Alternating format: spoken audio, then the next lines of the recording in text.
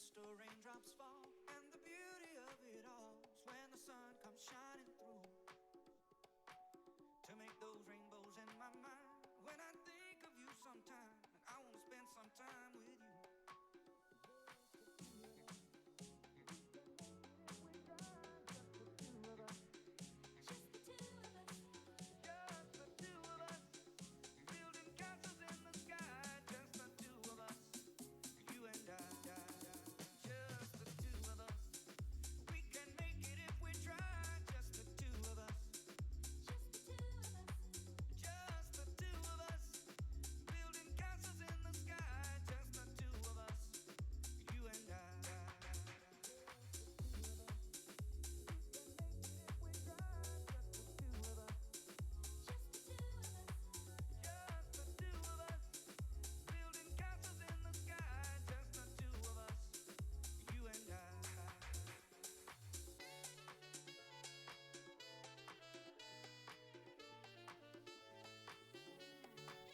Just the two of us. We can make it if we try. Just the two of us. Just the two of us. Just the two of us. Building castles in the sky. Just the two of us. You and I. I hear the crystal raindrops fall on the window down the hall. And it becomes the morning dew. And darling, when the morning comes and I see the morning sun, I wanna be the one with you.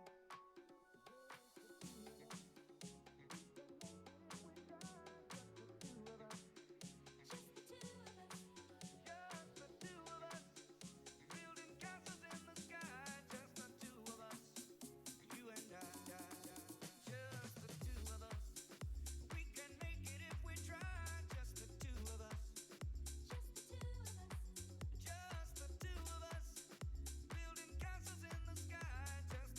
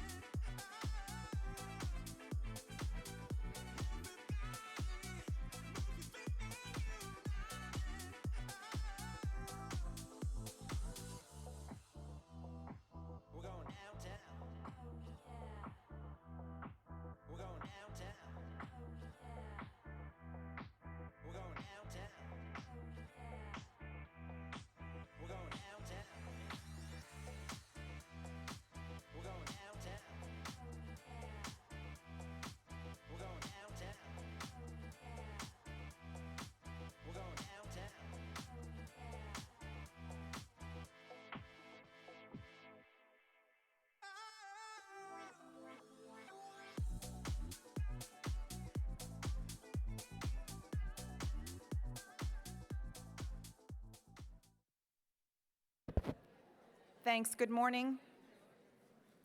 Delighted to see people enjoy their coffee, trickle in. I know it's going to fill up very quickly. Again, my name is Janice Bailey. I'm co-chair of this conference. And I'd like to start again this morning with a land acknowledgement by respectfully acknowledging the Squamish, Tsleil-Waututh, and Musqueam people on whose sacred, unceded, and ancestral territories we are privileged to be gathering on today. And we thank them for their hospitality. So some housekeeping announcements. It's a very, very busy day, okay? Notably, the luncheon panel, because you have lunch on your own, but there's also a luncheon panel, and we don't really have a break in there for you to get anything. So please plan ahead, be strategic, to give yourself 10 or 15 minutes maybe to go downstairs here.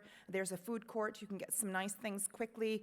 Yesterday, I managed to go 5 minutes outside here and get some great tacos. But do come back, because you must be at the poster session, okay? So don't miss the posters. People they work very, very hard to get these posters put together and bring them and put them up. So please attend the posters, but still get something to eat so you can be at the luncheon panel.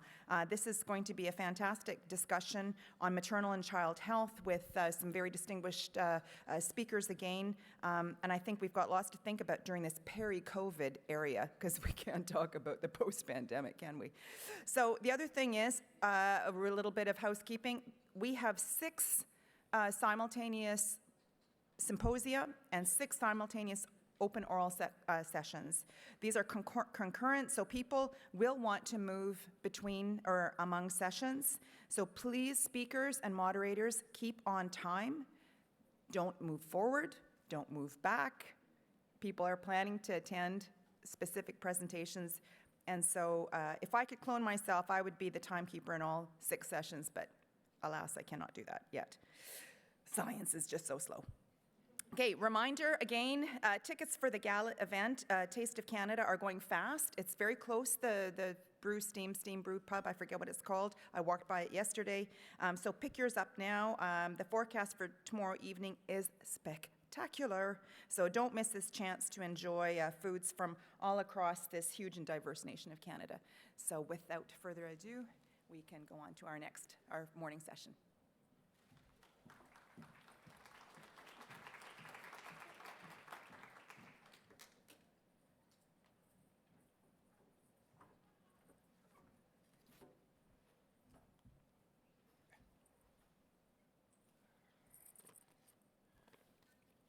Well, good morning, everyone.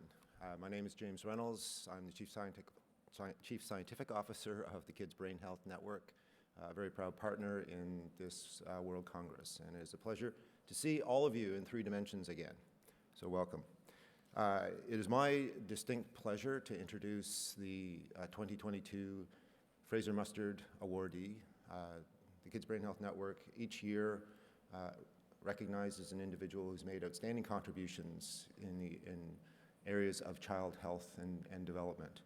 And it's my pleasure to introduce Dr. Vikram Patel, who is the Pershing Square Professor of Global Health at Harvard University, a Canada Gairdner John Dirks Global Health Awardee, and as I said, the 2022 Fraser Mustard Lecturer. Thank you, Dr. Patel.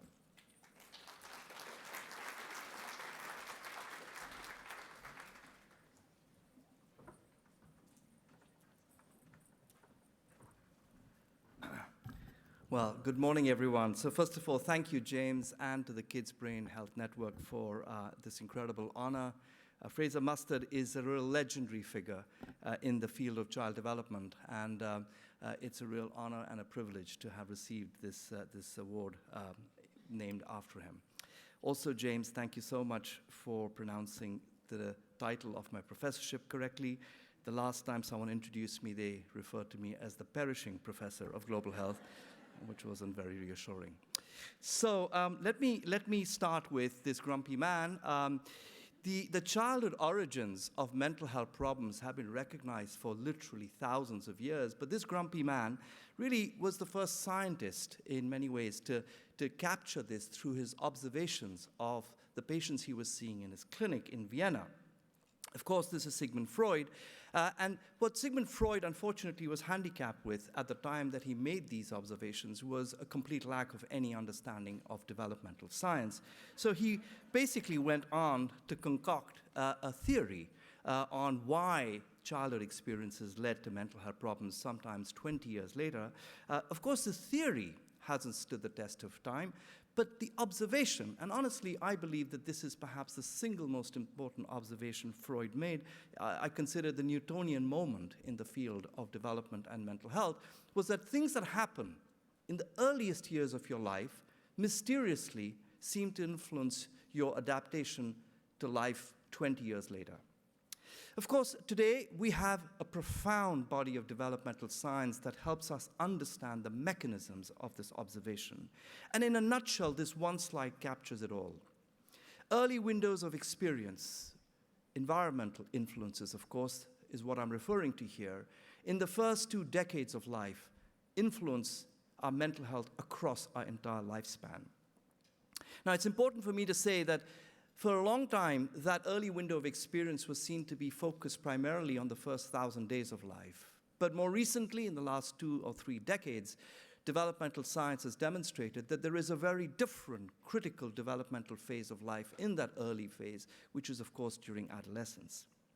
During the first 1,000 days, we now have a very large body of evidence that demonstrates clearly the mechanisms through which adversities in early childhood, neglect more broadly, influences the plastic brain, first of all, by interfering with the essential interactions that every child needs with a responsive and caring parent that builds the architecture of the brain, but equally that in these very neglectful environments, the child is exposed to chronic extreme stress that disrupts the developing neural circuits.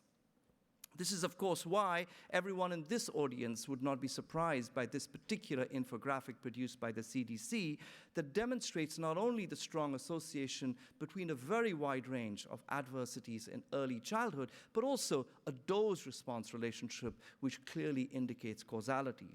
These relationships are not only relevant to mental health, but the CDC estimates in this particular model that prevention of these adversities in early childhood could also have profound influences on a range of other cardiometabolic conditions. We now know, of course, that what adversities are really predicting are risky behaviors, and those risky behaviors can affect a range of different clinical outcomes. But it isn't just the first 1,000 or 2,000 days of life that are important. A very important discovery over the last 3 decades has been the observation that most mental health problems, the kind of clinical phenotypes that we observe in practice, emerge during this 10-year phase of life between puberty and the early 20s. This large meta-analysis looked at all epidemiological studies examining the age of onset of mental health problems and observed that fully 50% of the entire burden of mental health problems in the population has already emerged by the age of 14, and about 2/3 of that burden has emerged by the age of 22. This is a dramatic difference from other non-communicable diseases that typically emerge much later in life. And of course, this early emergence is what is a primary reason for the large global burden of mental health problems. They start early in life, and they often accompany you through much of your life's journey. So the key question is, why does this happen during this incredibly sensitive phase of life? And it would be fair to say that the developmental understandings of the origins of mental health problems have only emerged, I would say, in the last 2 decades. In the next 2 cartoon slides, I simply show you again a very summary explanation of that developmental science. This is, of course, in part to do with the plastic brain, but it is also to do with something very peculiar and important that happens only in this phase of life, which is the differential maturation of different brain regions. On this slide, we can see that the brain regions deep inside our cerebral cortex, the limbic areas that are critical for the mediation of what some scientists call hot emotions, so you can understand why in this age group. Emotions like rage, fear, lust, and joy, this part of the brain matures, as it turns out, around puberty, on the years immediately after puberty. But the part of the brain that's immediately behind our foreheads, the prefrontal parts of the cerebral cortex, that are essentially the higher executive decision-making centers of our brain, matures, it turns out, about 8 to 10 years later. You remember, I'm sure many of you remember those cartoons that I used to watch when I was a kid. In those cartoon characters, someone like Bugs Bunny or someone would be faced with a choice. There would be a choice that was really sexy and fun, but also very dangerous. And then there was the kind of angelic choice, and you would have the devil on the one side, and you'd have the angel on the other. And of course, all of us who are of my age would remember these kinds of cartoons. They were very accurate predictions of actually what developmental science has thrown up as what happens in young people's minds all the time when they're faced with decisions. It turns out, therefore, that young people are biologically and indeed evolutionarily primed to act impulsively, to take risks. Because through risk-taking, the young brain prepares itself for adulthood. This is, in fact, a huge survival advantage. But on the other hand, such risk-taking in the context of social change and adversities in one's social environment can also lead to negative behavioral outcomes. A large body of work has begun to document A large body of work has begun to document the kinds of adversities and social change that create negative risk behavior patterns. Of course, the very dramatic life transitions that you make in these 10 years, these are the most amazing life transitions we will ever make in any 10-year period of our life. We move from being completely dependent on our parents to being completely independent and indeed having potentially children who look up for you for security and safety. No other 10-year phase in your life will involve such dramatic transitions.